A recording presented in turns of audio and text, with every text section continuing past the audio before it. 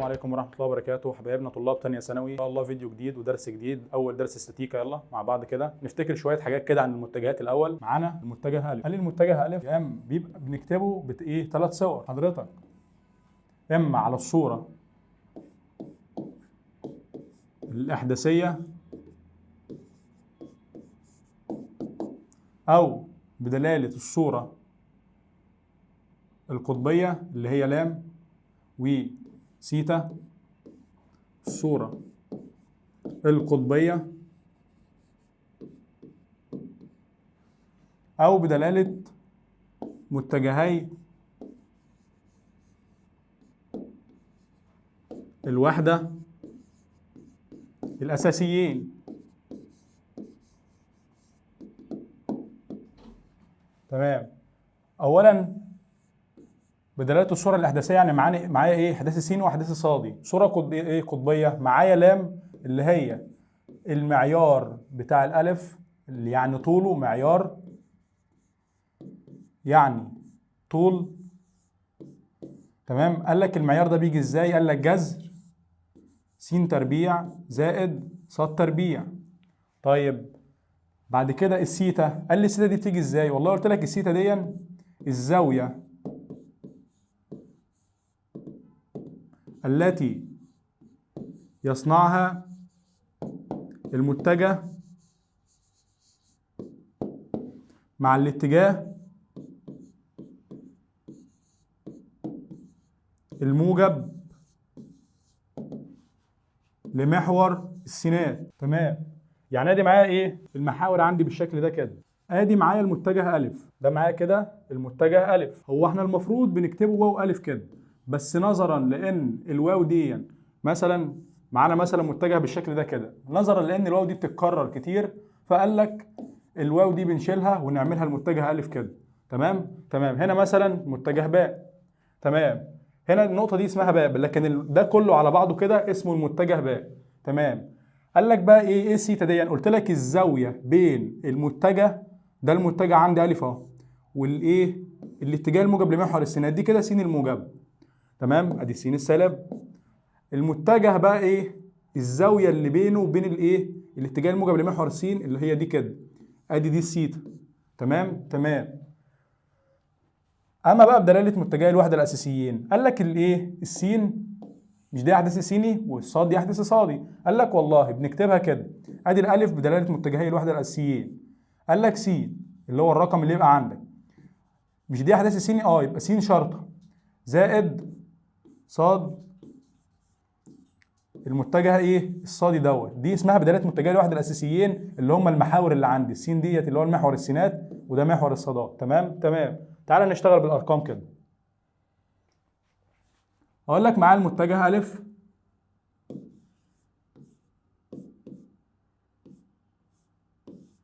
3 و4، دي اسمها ايه كده؟ والله تقول لي دي اسمها صورة إحداثية. اسمها ايه؟ صورة إحداثية. ليه؟ معايا إحداث س ومعايا إحداث صادي. تمام.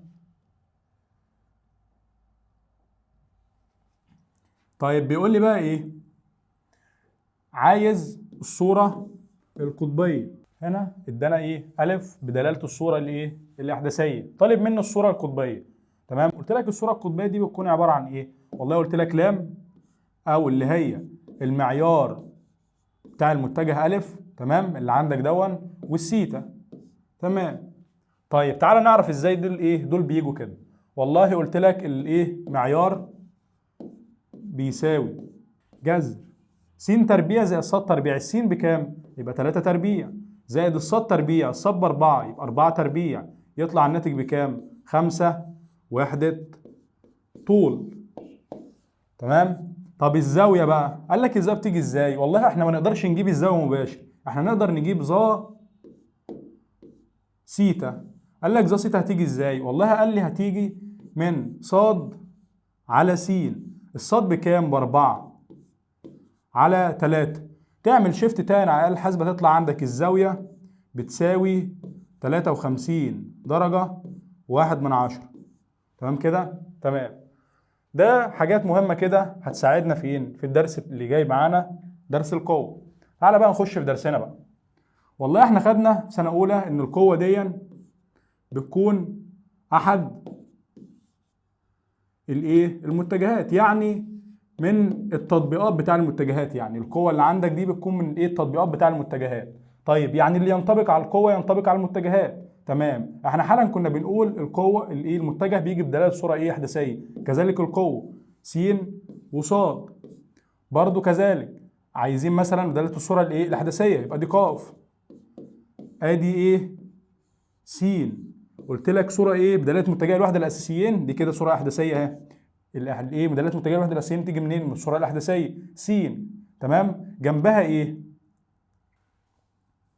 جنبها س متجه كده. تمام. ليه؟ لأن ده أحداثي سيني. تمام. زائد صاد، جنبها صاد متجه. تمام. طب بدالة الصورة القطبية، والله يلا ق بدالة الصورة القطبية بتساوي معيار القاف اللي هو مقدار القاف، تمام، والزاوية عادي برضو اللي بتصنعها القاف دي أو القوة مع الاتجاه الموجب لمحور س. تمام كده. تمام. تعالى بقى نطبق على الكلام بتاعنا ده. يقول لك معاك قاف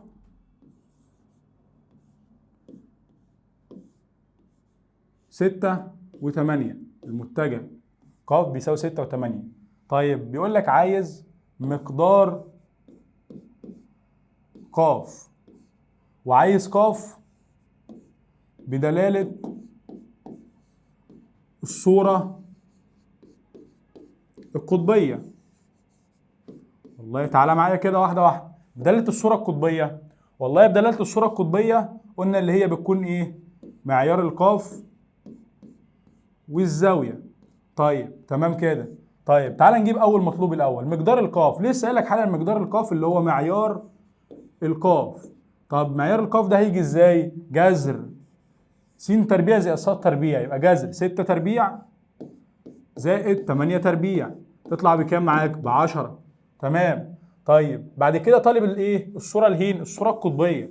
طب والصورة القطبية قلت لك معيار القاف والزاوية. تعالى كده معيار القاف معانا، يبقى دي ق تساوي معيار القاف انا لسه جايبها بكام حالا؟ ب10، يبقى دي 10. والزاوية قلت لك يا الزاوية ما بتجيش مباشر، بنجيب ظا سيتا الأول، تطلع معاك بكام؟ صاد على س. الصاد ب8 على السين ب6، يطلع الناتج 4 على 3 اللي هي السيتا بكام؟ 53 درجة 1/10، يبقى 10 و53 درجة 1/10. ده كده القوة. طيب بعد كده في جزء اتلغى من سنة أولى ثانوي، اللي هو يديك ق 1 وق 2 وق 3، يقول لك عايز المحصلة بتاعته. والله كان بيديك ق 1 كده س 1، تمام، وصاد 1 وق 2 س 2 وصاد 2، وكان يديك ق 3 س 3 وصاد 3. يقول لك عايز المحصلة. ولا قال لك قال لك المحصلة دي بتيجي ازاي؟ والله قال لك مجموع الإحداثيات السينية. عايز اجيب هجمع الأحداث السينية مع بعضها. تمام. مجموع الإحداثيات الصادية. يعني هجمع السين مع بعضها واجمع الصادات مع بعضها. تمام. قلت هجمع السين مع بعضها والصادات مع بعضها، مش الأول مع الأول والتاني مع التاني. يبقى معاك الحاء هتساوي والله تبقى س 1 زائد س 2 زائد س 3 وصاد 1 زائد صاد 2 زائد صاد 3. تمام كده؟ تمام. طيب تعالى بقى ندي مسألة بالأرقام ونحل. يقول لك معاك ق 1 بتساوي 3 س زائد 4 ص، وق 2 بتساوي سالب س زائد 2 ص، وقاف 3 بتساوي ص زائد 2 س. بيقول لك اوجد الح اللي هي القوه المحصله. والله قلنا هنجيبها ازاي؟ نجمع السينات مع بعضها. شايف السينات؟ ما قلتلكش الاول مع الاول ولا التاني مع التاني، السينات مع بعضها والصادات مع بعضها. تعالى كده نجمع السينات. يبقى السينات 3 س ناقص س زائد 2 س تطلع معاك بكام؟ ب 4 س. تمام. بعد كده نجمع الصادات، 4 ص زائد 2 ص زائد ص تطلع معاك ب 7 ص. تمام كده. طب لو عايز بقى مقدار القوه المحصله، مش دي كده احداث س وده احداث ص 4 و7، يبقى قال لك هنجيب القوه المحصله لو عايز المقدار بتاعها. ساعات بيكتبها لك ح كده تساوي وتكتب جذر عادي. ليه؟ احنا لو شلنا المعيار بنشيل معاه المتجه. تمام. دي او دي الاثنين صح. تمام. قال لك جذر، تمام، س تربيع اللي هي 4 تربيع زائد 7 تربيع وتطلع الناتج. يبقى انت كده جبت ايه؟ مقدار القوه المحصله. تعالى بقى نبدا في الشغل بقى بتاع الدرس الجديد، واللي هو ايجاد محصله قوتين اثروا في نقطه. تمام. تعالى بقى معايا واحده واحده كده. يقول لك معاك قوتين ق واحد وق 2. القوتين دول قال لك في زاويه بينهم بيأثروا في النقطه دي كده. تمام. في زاويه بينهم. طيب قال لك دي ق واحد اهيت ودي ق 2 والزاويه اللي بينهم دي اسمها ي. قال لك انا عايز اجيب محصله القوتين دول. والله اللي اعرفه ان محصله اي قوتين تقع بينهم. محصله اي قوتين ايه تقع بينهم، يعني القوه المحصله هتكون عندك بايه؟ هنا كده. دي اللي هي الح. تمام. طيب والله ليه كده قلنا الح هنا؟ شايف حضرتك دي القوه اللي ايه اللي هما الاثنين بيأثروا فيها؟ ده هما الايه القوتين الاثنين خارجين من نفس النقطه، خارجين من نفس النقطه، او هما الاثنين برضو ادي معاك كده كده القوتين داخلين لنفس النقطه. فاقدر اقول ان المحصله توجد هنا بينهم، وتبقى في الحاله دي هي دي الزاويه اللي بينهم اللي هي الياء. تمام. يبقى دي الياء. طب لو كان بقى عندك القوتين بالشكل ده كده، لو عند حضرتك القوتين بالشكل ده كده، واحده ايه داخله للنقطه وواحده خارجه من النقطه، هل اقدر اقول ان المحصله هنا؟ والله ايه تمام ما اقدرش. ليه؟ او اقدر اقول ان الزاويه دي هي دي الزاويه اللي بينهم؟ والله ما اقدرش. امال قال لك الايه الزاويه هتكون ازاي؟ والله قلت علشان تكون المحصله وتكون هي دي الزاويه اللي بينهم لازما يا اما خارجين من نفس النقطه يا اما داخلين لنفس النقطه. هل في مانع لو انا مديك كده دي على استقامتها كده؟ تمام. تعالى نمد دي كده على استقامتها. مش تبقى دي كده بقت خارجه؟ دي كانت عندك ق واحد ودي ق 2، مش دي كده بقت خارجه ودي كده بقت خارجه هي كمان كده بقت خارجه هيت، ودي كده بقت خارجه من نفس النقطه، فبقت اقدر اقول ان دي الزاويه اللي بينهم وهي دي القوه المحصله. هنعتبر ان الزاويه دي مثلا ولتكن 50. هل اقدر اقول ان هي دي اليه؟ لا والله اليه هي الزاويه دي كده. ليه؟ لان هما الاثنين كانت واحده خارجه وواحده داخله من النقطه. لما مدينا دي كده تبقى اليه بتساوي 180 ناقص 50 تطلع معاك بكام؟ ب 130. دي كده كانت الزاويه اللي بينهم. تمام. تمام. والله قال لك بقى ايه؟ في قانون بيجيب محصله بقى القوتين دول. قلت لك معاك قوتين اهم ق واحد وق 2 وفي زاويه بينهم. والله قال لك في قانون عام بعد كده هنرجع نقسمها لحالات خاصه. القانون العام بيقول لك ايه؟ قال لك ح تربيع بتساوي ق واحد تربيع زائد ق 2 تربيع زائد 2 ق واحد ق 2 جتا ي. ق واحد ق 2 ايه؟ جتا ي. تمام. يقول لك مثلا معاك قوتين ق واحد وق 2 مقدارهم 5 و3، 5 وايه و3، والزاويه بينهم 120. الزاويه بينهم 120. بيقول لك اوجد القوه المحصله. يبقى تعالى كده ح تربيع بتساوي ق واحد تربيع، ق واحد بكام؟ ب5، يبقى 5 تربيع ب25 زائد ق 2 تربيع اللي هي 3 تربيع ب9 زائد 2 في ق واحد اللي هي ب5 في ق ايه 2 اللي هي ب3 في جتا ي. فين الجتا ي؟ والله الياء دي يعني اللي هي الزاويه اللي بينهم اللي هي بكام؟ ب 120، اللي هي جتا 120 وجتا 120 بسالب نص. عند حضرتك الاتنين تروح مع الاتنين، يبقى لك دي كده سالب 3 في 5 ب 15 في سالب يبقى سالب 15، يبقى معاك 25 ناقص 15 يطلع ب 10، 10 زائد 9 تطلع ب 19، يبقى لك ح تربيع بتساوي 19، يبقى الح بتساوي جذر 19، ويبقى دي كده معاك القوة المحصلة. تمام. تعالى ناخد مثال تاني. يقول لك معاك قوتين قاف واحد وقاف اتنين.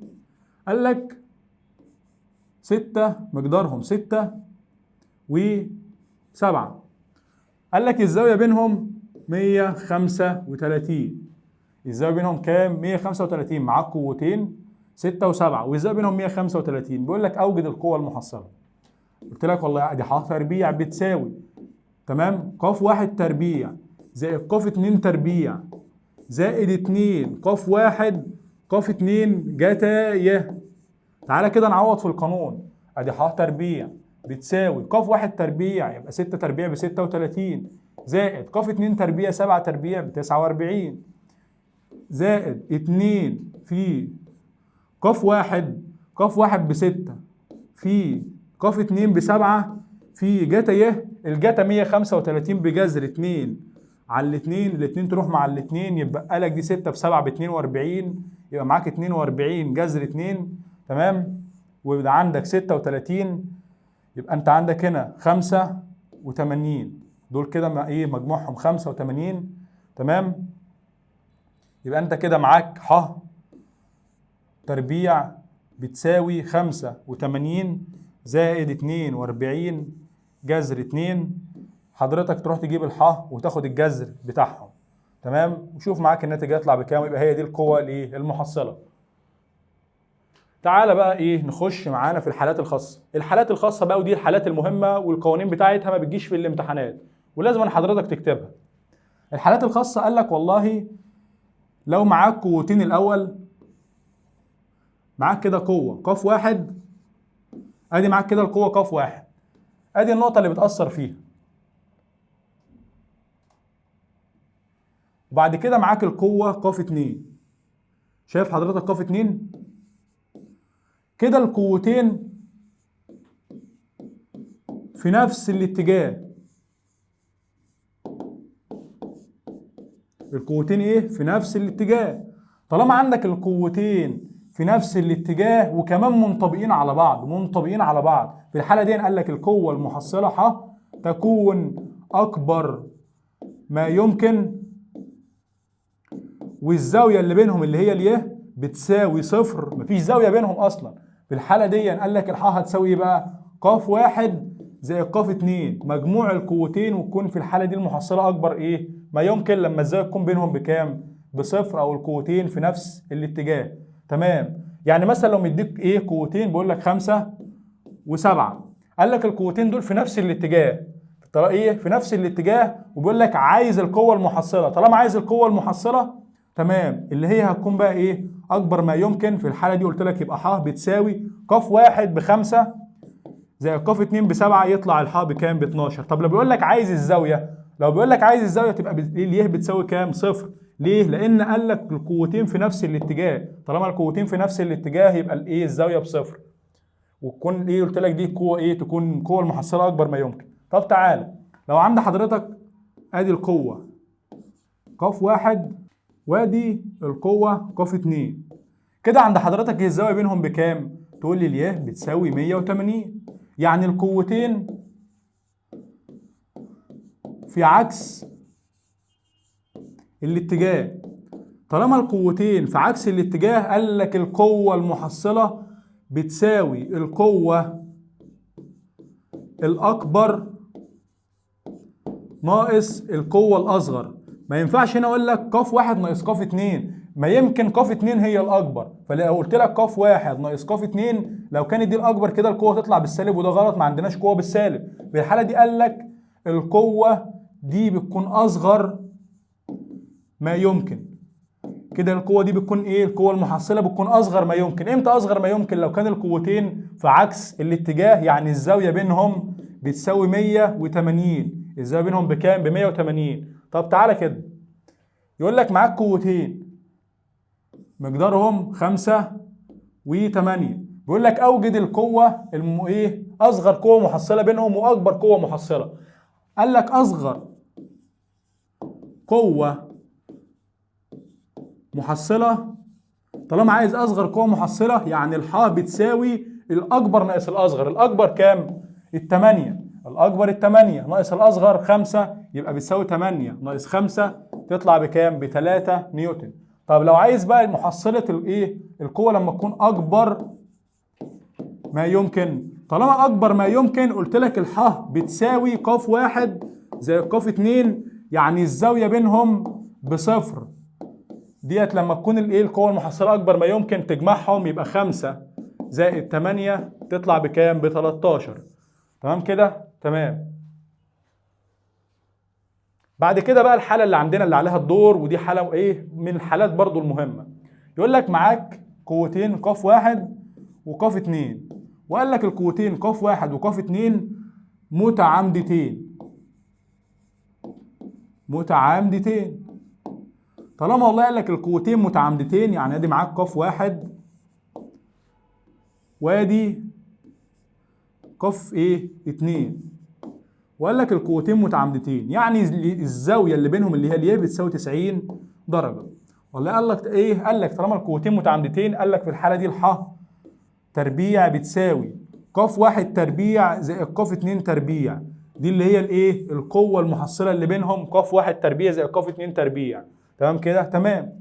تعالى كده ما اقول لك مثلا معاك قوتين متعامدتين مقدارهم 6 و8، بيقول لك اوجد القوه المحصله. والله قال لك اوجد القوه المحصله، يبقى ح تربيع بتساوي ق واحد تربيع زائد ق 2 تربيع، يبقى 6 تربيع زائد 8 تربيع، يطلع الناتج ب 100. انت عايز تجيب الحاء بس اللي هي القوه المحصله، يبقى ح جذر 100 بكام؟ ب 10 نيوتن. تمام كده؟ تمام. الدنيا سهله وبسيطه خالص اهي. طيب اقول لك معاك القوتين دول 3 و4، قال لك القوتين دول متعامدتين. طيب قوتين متعامدتين، يبقى دي معاك الحاء تربيع بتساوي ق واحد تربيع يبقى 3 تربيع زائد ق 2 تربيع اللي هي 4 تربيع، يطلع الناتج 25. يبقى معاك الحاء بتساوي 5 نيوتن.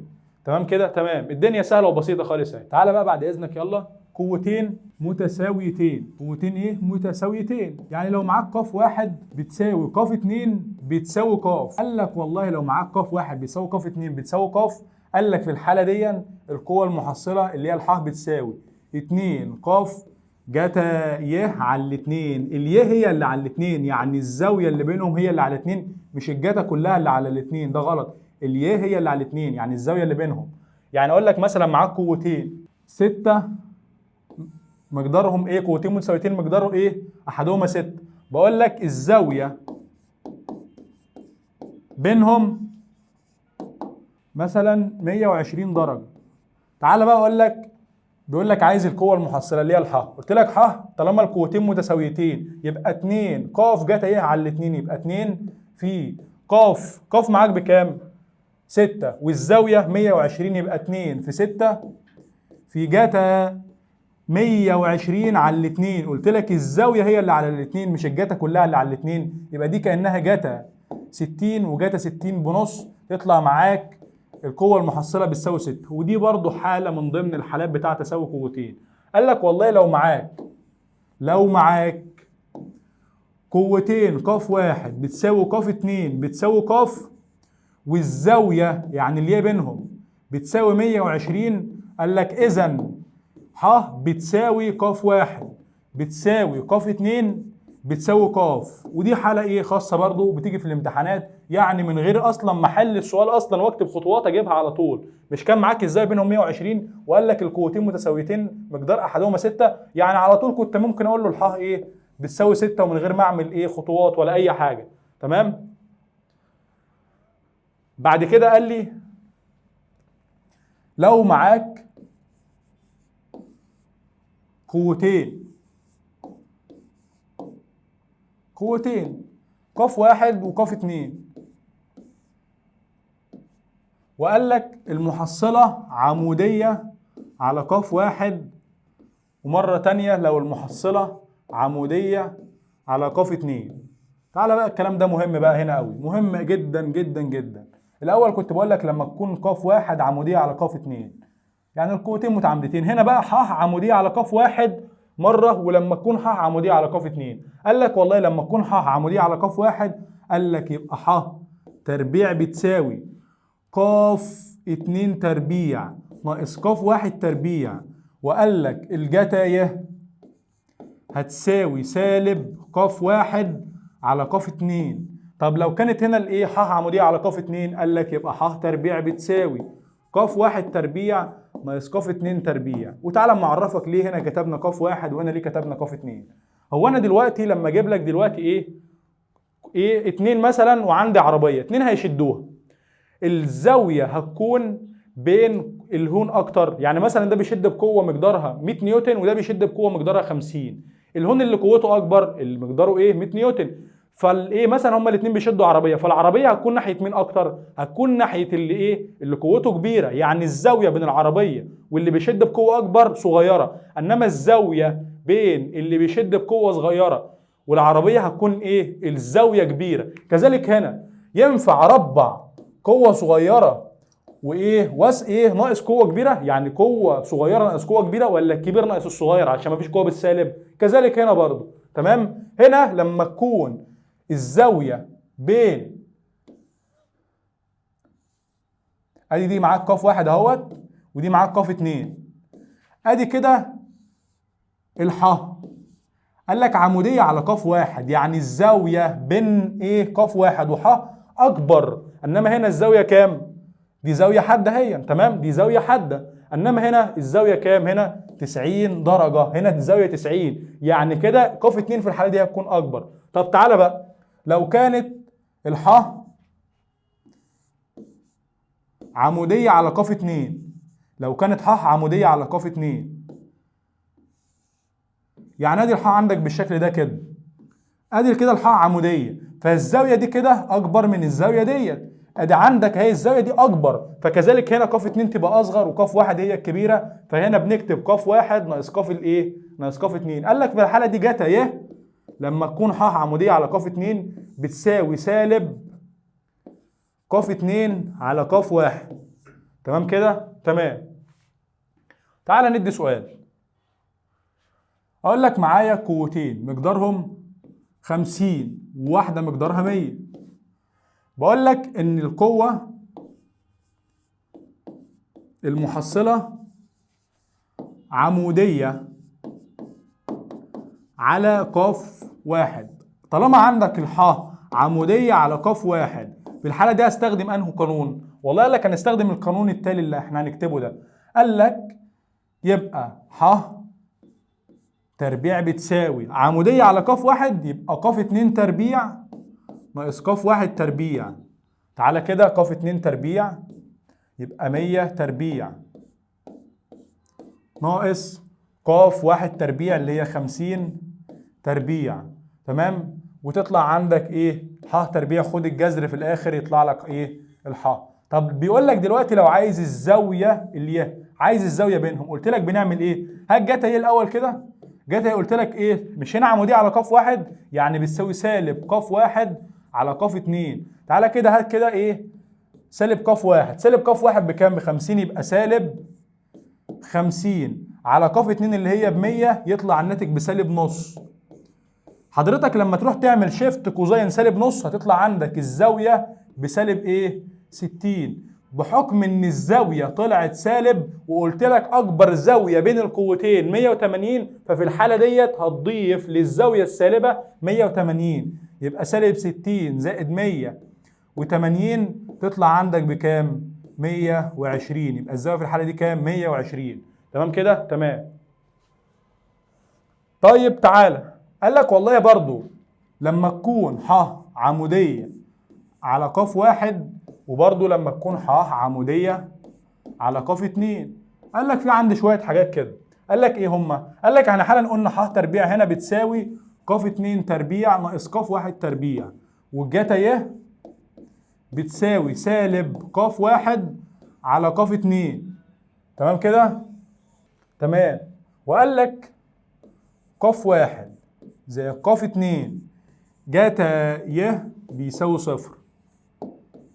ده كمان قانون كويس قوي برضو. طيب وهنا بيقول لك ايه؟ عندك هنا قلت لك لما ح عمودية على ق اتنين يبقى ح تربيع بتساوي ق واحد تربيع ناقص ق اتنين تربيع. وهنا برضو جتا ي تساوي سالب ق اتنين على ق واحد. تمام كده؟ بعد كده عندك ق اتنين زائد ق واحد جتا ي يساوي صفر. وده القانون اللي جه منه القانون بتاع الجتا ي، وده برضو القانون اللي جه منه برضو هنا القانون بتاع الجتا ايه ي.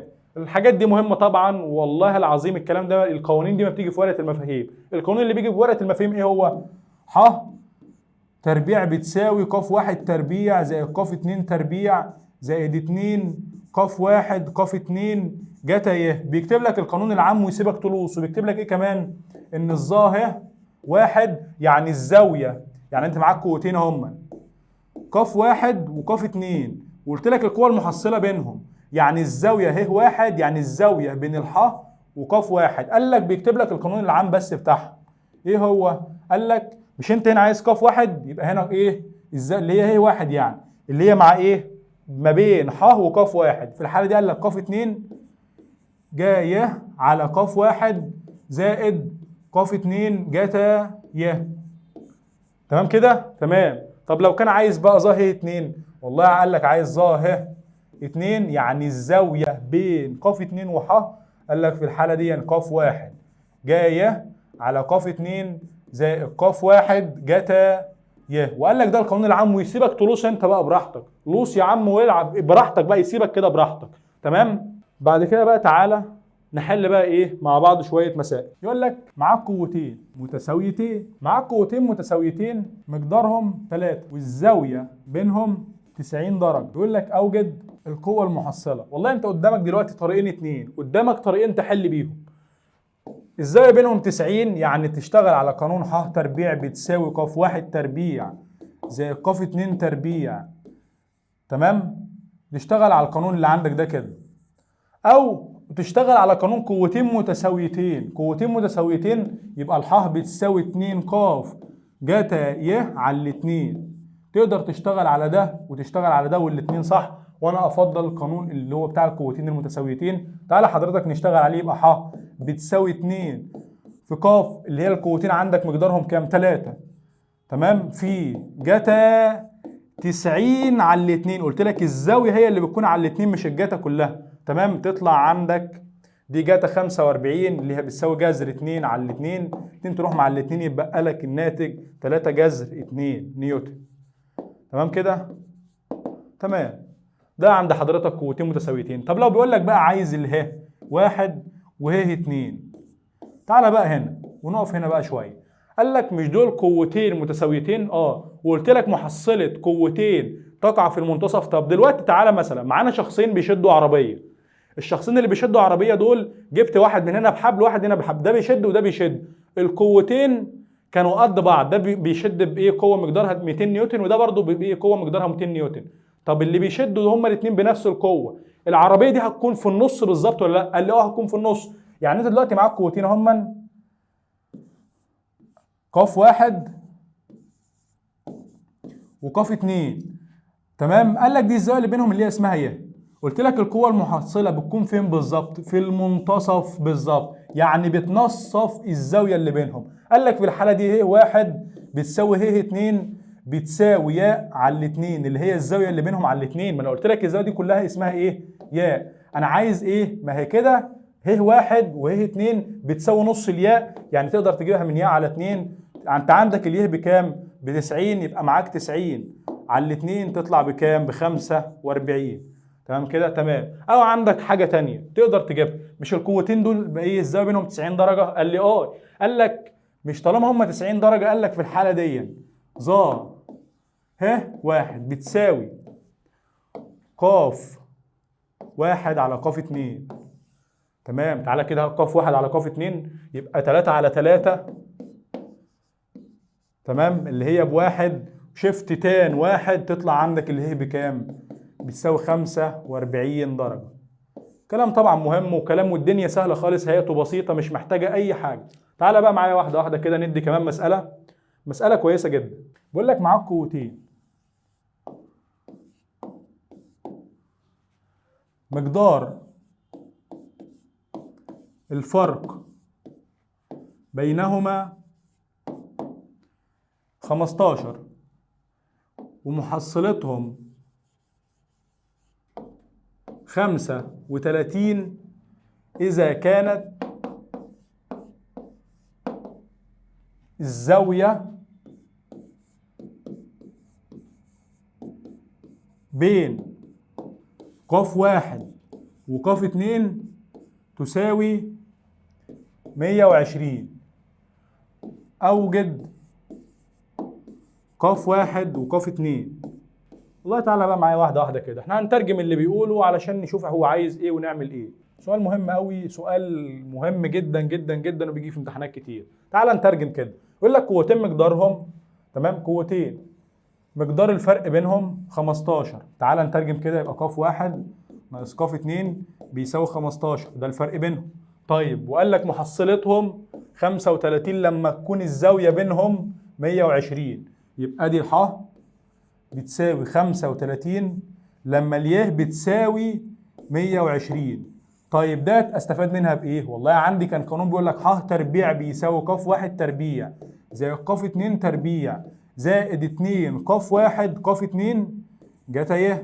تعال نعوض في القانون ده كده، ح تربيع 35 تربيع اللي هي 1225 بتساوي قاف واحد تربيع مش معايا ده انا عايز اجيبها، وبرده قاف اتنين تربيع انا عايز اجيبها، زائد 2 قاف ايه واحد قاف اتنين الجتا اهي اللي هي جتا 120 اللي هي عندك بسالب نص، الاتنين تروح مع الاتنين يبقى لك ناقص قاف واحد قاف اتنين. تمام. طيب مش قاف واحد تربيع زي قاف اتنين تربيع دي كأنها ادي معاك قاف واحد تربيع زي قاف اتنين تربيع، مش دي كده كأنها بتساوي قاف واحد ناقص قاف اتنين الكل تربيع زائد 2 قاف واحد قاف اتنين.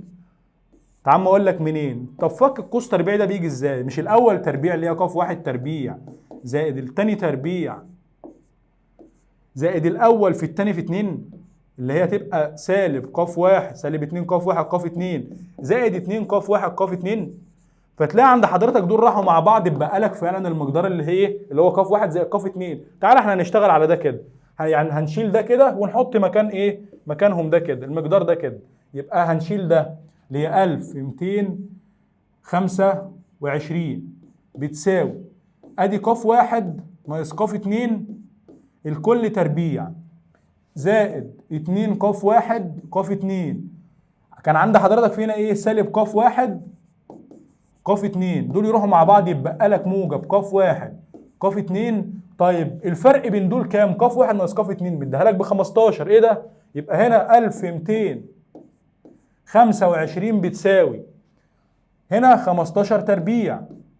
قلت لك ما انت هتشيل اللي جوه القوس ده اهو الفرق بينهم 15 ايه زائد قاف واحد قاف اتنين، دول تربيعهم 225 يروحوا هنا ايه مع بعض يبقى لك قاف واحد قاف اتنين بتساوي 1000.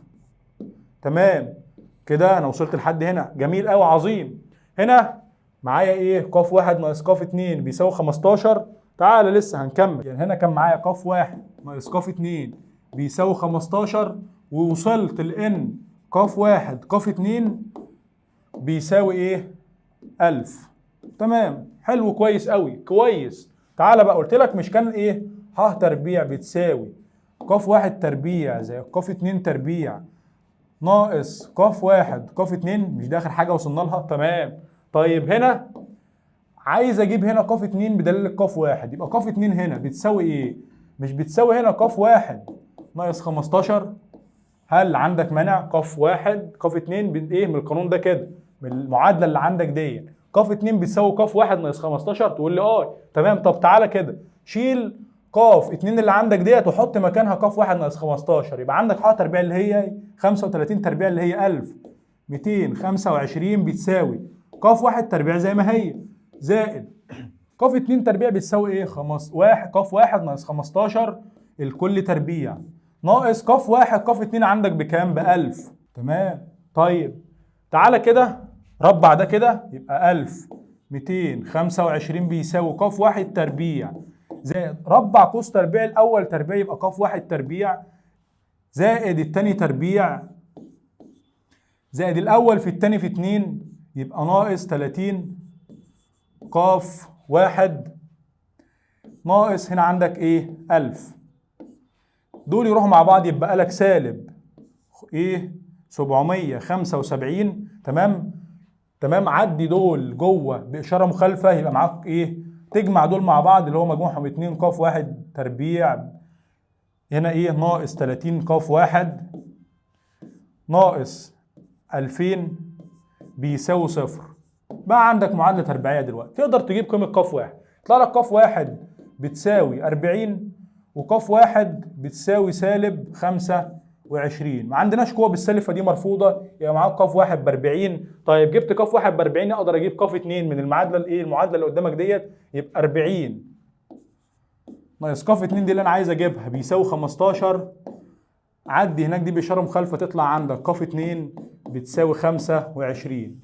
مسألة مهمة جدا وبتيجي في امتحانات وبتيجي اختياري. تقول لي بتيجي في اختياري ازاي؟ ازاي دي تيجي في اختياري؟ ده خطوات كتير عادي مفيش مشكلة، انت عندك الامتحان بقى اختياري فلازم أن تعرف الخطوات وتعرف لازم نجيب لك مسألة كده تحتاج وقت، مسألة مهمة جدا طبعا.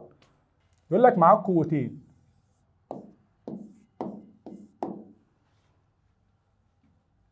مقدارهم 2 وقاف. قال لك ان القوتين دول متساويتين، الزاوية بينهم 120. بيقول لك اوجد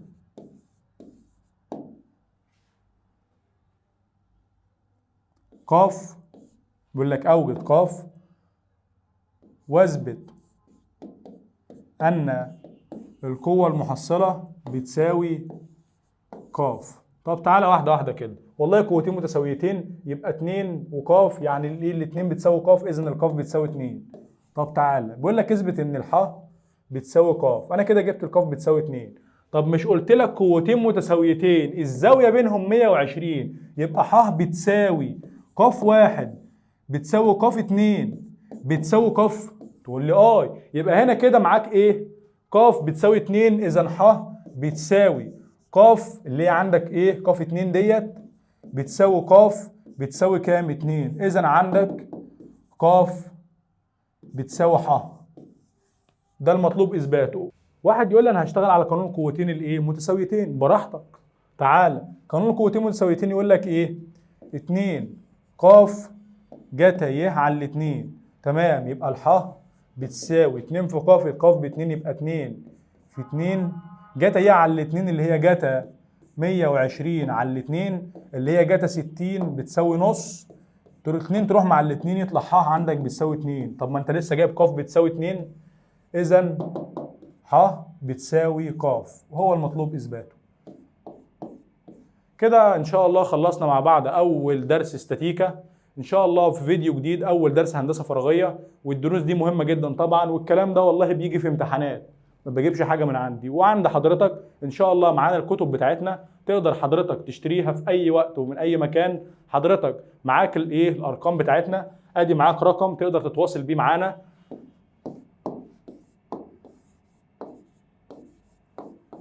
ده عند حضرتك رقم تقدر تتواصل بيه معانا علشان تطلب الكتب بتاعتنا في توصيل لاي محافظه انت عايزها. الكتب معانا. تمام. ادي عند حضرتك الكتب بتاعتنا. ادي عند حضرتك كتاب البحثه، ده كتاب البحثه. تمام. ادي هو الكتاب. كتب كويسه جدا والله، فيها اسئله امتحانات، فيها شرح مش موجود في اي كتب تانية. انا قاعد مستنتج لك كل حاجه بكتب تانية، حتى الرسومات بتاعت الدوال البيانيه. ادي عند حضرتك كتاب التطبيقيه.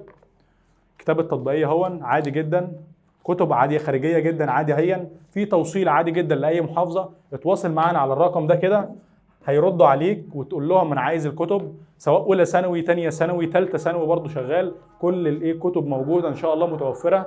تمام، عند حضرتك تقدر تطلبها في اي وقت من خلال الرقم ده. وكده يبقى احنا خلصنا مع بعض اول درس استاتيكا ثانيه ثانوي، ان شاء الله فيديو جديد مع اول درس هندسه فراغيه. والسلام عليكم ورحمه الله وبركاته.